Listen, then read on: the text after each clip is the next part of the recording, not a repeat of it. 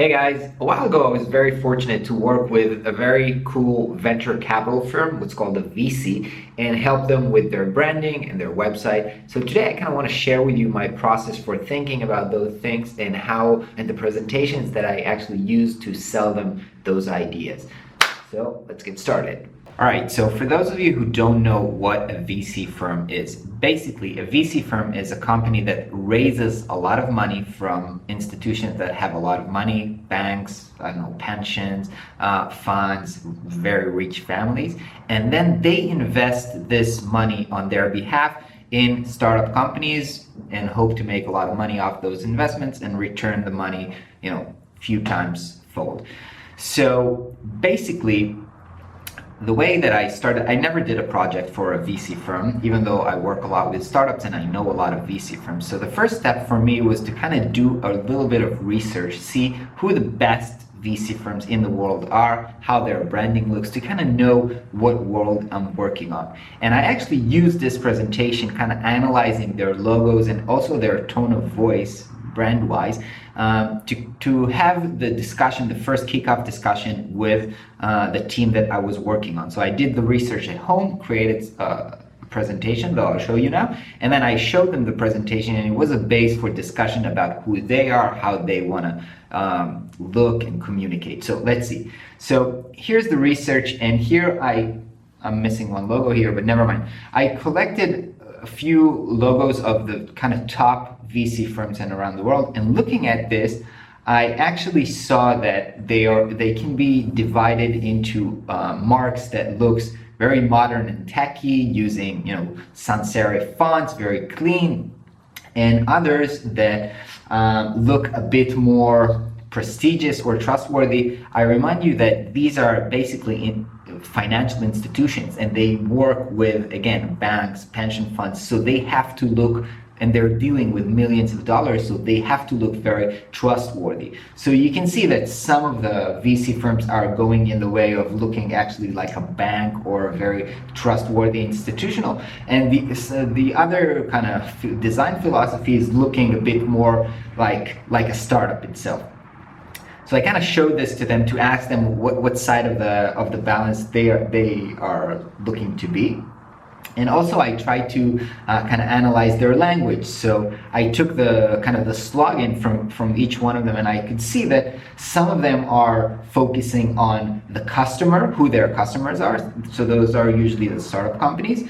Some of them are focusing on their investment strategy, and some of them kind of have let's say a large scale philosophy that they want to communicate. And also we've discussed this, how do you want to communicate with your words? Where do you see yourself? Are you more customer oriented or strategy oriented? And that kind of led to our discussion. And in that discussion, it was pretty obvious that they are more in the side of looking modern, looking very, very clean. And they actually told me that we want it to be super, super, super simple. When they were looking at the logos, they say, no, we don't want it to be too complicated, like bold and light, like uppercase, lowercase. We don't want to have all those places. We want it to be super, super simple as it can get. And also one more thing that they told me is that we don't want to look like we're trying too hard, right? We don't want to talk too much about ourselves, because at the end of the day, people, it's about the companies that we are investing in, and they are the one who are doing the actual job. We are only supporting them, so it's not about us, it's about them. This is more or less kind of the understanding that I came out from this meeting. So I want to show you the next presentation, which is the creative presentation. I presented two creative directions. I'm only going to show you the first one, which is the selected one. And here's what I struggled with. First of all, when they were asking for something that is super, super, super simple, it comes down to writing a name with a font. And then first of all, it begs a lot of questions. Which font should it be? Should it be uppercase, lowercase? How should you write the name? But what I was worried about, would it be too simple? Just like writing the name in a normal font, would it be good enough as a logo? So the thing that I did in the presentation, I kind of wanted to walk them through my thinking process and how I came to the design decision. So let's see. So here's the direction, and first of all, I'm repeating the design principle that they've told me or that I came out of our strategy meeting.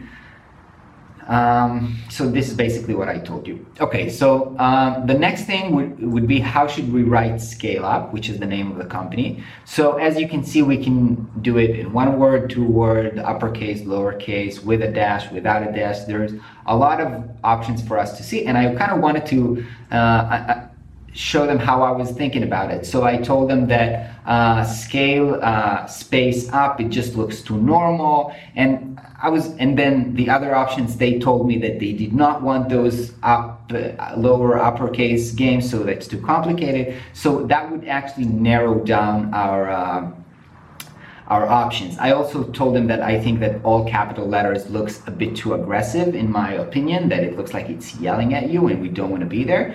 And then when it comes down to only scale up with lowercase and scale up lowercase with a dash, I would recommend using a dash because at least it creates like a unit, a whole unit that could be a logo. So then the next question is, should it be a serif or sans serif? That was pretty obvious from the discussion that we had early on, that we're not going to go in the serif direction, we're going to go with the sans serif. And in the sans serif, I kind of asked myself two questions. You can go with classic fonts that everybody knows in a way, not even maybe normal people do not know their name, but they've seen them enough times in other contexts that they feel familiar to them.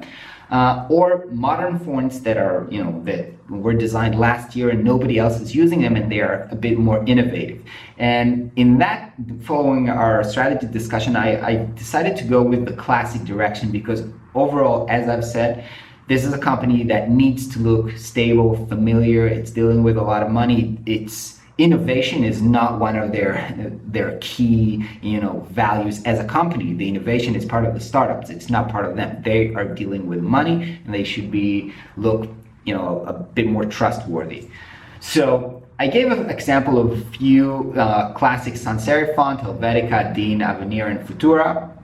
And basically at this point, I guess it's like, what do you like most? And looking at these, I think that Helvetica is just too familiar, too many people are using it, Dean looked a bit more technical, and I was really debating between Avenir and Futura, and I decided to go with Avenir, which is a font that I really like. I shared with them a little bit about the history of the font and who uses it. So it's being used by big institutions as well as startup companies like Snapchat. So it's in the bordering between the familiar of trustworthiness and being cool, in my opinion. So I decided to go with that. So looking at the name of the font, just written in the font, the name of the company written at the font, I was asking myself, is this good enough? Is this good enough to be the logo of the company? And what I usually do, I put it in context. I put it next to the other, venture capital marks, and I was thinking, and I'm looking at this and actually saying to myself, no, this is not a logo. This is just, words typed in a font. And showing this frame to them really helped to communicate to them that this is not enough, even though basically that's what they've asked me for. They say we want it to be simple, as simple as it gets, but I kind of wanted to show them that as simple as it gets is not good enough. So then I used this frame, this quote by Albert Einstein, to say that, yeah, we want it to be as simple as possible, but not too simple, because then it's just not good enough. So then I understood that we must have some kind of idea, some kind of concept, and this is the concept that I showed them. I told them that I was thinking a lot about their company and trying to understand what are they? What is the company? And I understood that they are actually a force multiplier, because they are helping the companies by injecting money to them. It's like the companies are getting more force, they have more power to execute on their idea, and also they are multiplying the money of their investors. So to both sides of the equation, they are actually the force multiplier. And when I was thinking about this, mathematic visualization of equation, I came to the concept of, the power of, when you have a number and then it's in the power of something. So I simply took the name and I kind of removed the dash and put the app in a kind of a app position of a multiplier position, and then something really magical happened in a way. First of all, app is literally upper, right? But it's also very common that because it's smaller and it's in the right top position, it's like force multiplier. So it tells the story of, multiplying the concept that you know from mathematics. And looking at this composition, it's more unique, typographically unique, and it does stand out when you put it in context. It does stand out like a logo, not just words written together. So then the next step is always to show them, okay, if this is the logo, how would it look in real life execution? So I showed them how it can look on a business card, how it could look in their office, how it can look on a letter, on their website. I kind of showed them the website. I will show you the website more in depth later. Showing them how it works on a social network profile image. Here I chose to go with only the SU, the right solution, but eventually they didn't like it and we end up going with the left solution. So showing them how it will look on their Facebook page, and then obviously a summary to show them the whole brand. So this was my proposition. I really actually liked it because I felt that in a way it was super, super simple, but it's also unique, and it also really says something about them that they've also really connected to this. And they also really, really like this proposition, and we went ahead and do it. This is the final business card that we ended up printing for them. I did not do the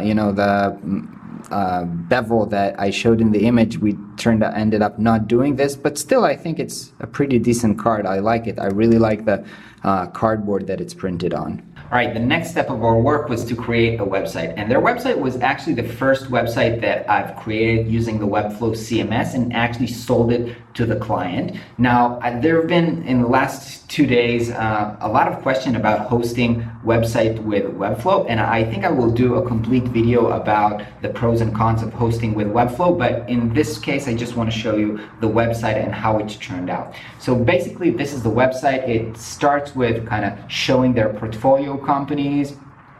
Then there's a little bit of information about them. It's a one-page scroll that you can use this navbar to scroll. Then you have their current investment portfolio and past investment portfolios. And then there's some news. And this is just kind of a footer with contact info. So the reason that we had to use the CMS is because they wanted the ability to change these header images and to add portfolio companies by themselves, and also edit them, edit the links, and also add here some portfolio news. And I've actually added some kind of interaction. If you click show more, you can see even older updates, but by default you see only the 3 of them.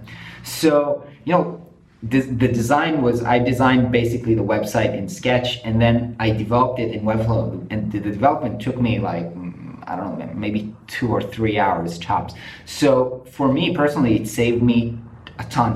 I wouldn't, if they wanted it on WordPress or something, then I would probably have to hire another developer to implement my design in WordPress, because I wouldn't be able to do that myself.